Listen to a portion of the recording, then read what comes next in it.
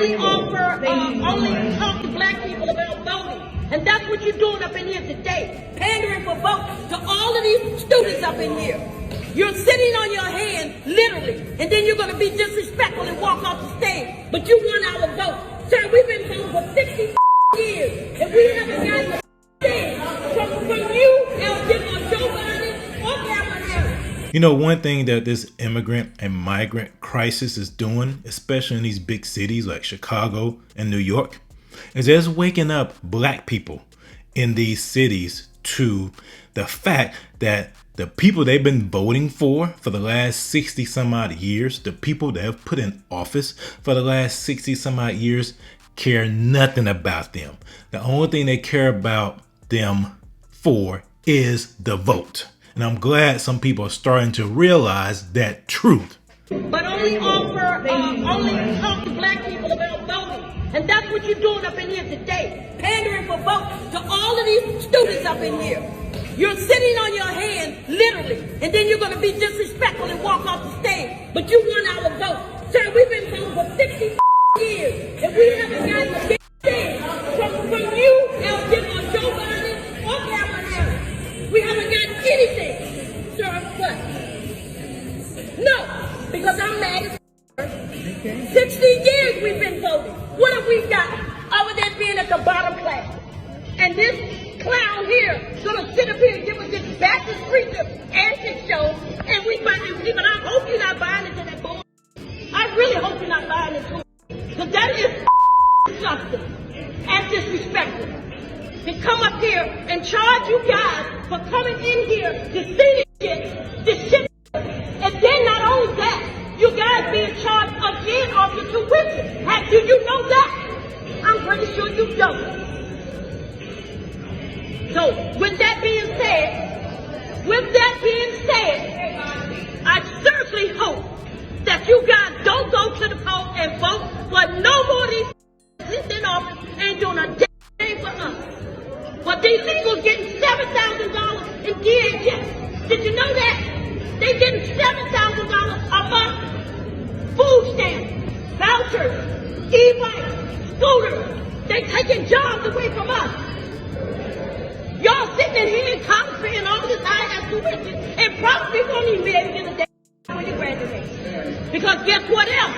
They haven't told y'all. The certification attached to your degree, you're going to need certifications to go with those degrees. And if you haven't checked into that before you started school, when you go for a job, they're going to tell you that when it's over. So now I said my piece. I came to state my point and say my piece, and I've done that. And you see exactly what she was talking about. See, those are the same things I've been talking about on this channel since I started it.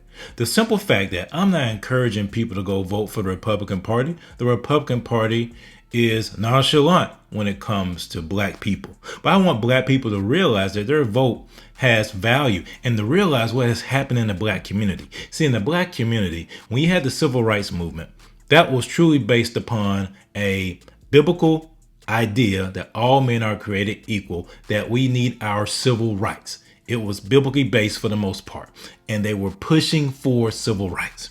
But once the Civil Rights Act of 1964 was passed, and then Lyndon Baines Johnson instituted all the Great Society programs, what happened was the black quote-unquote civil rights leaders, they exchanged the advancement of the black community for political power. In other words, they sought political power instead of empowering the citizenry, empowering the community to grow economically, to grow through opportunity, to grow in skills, to grow in education, to grow in other things. They said, no, the only way we can advance as a black community is through political power. So you saw all of these advancements made in the political arena. You saw black mayors, black governors.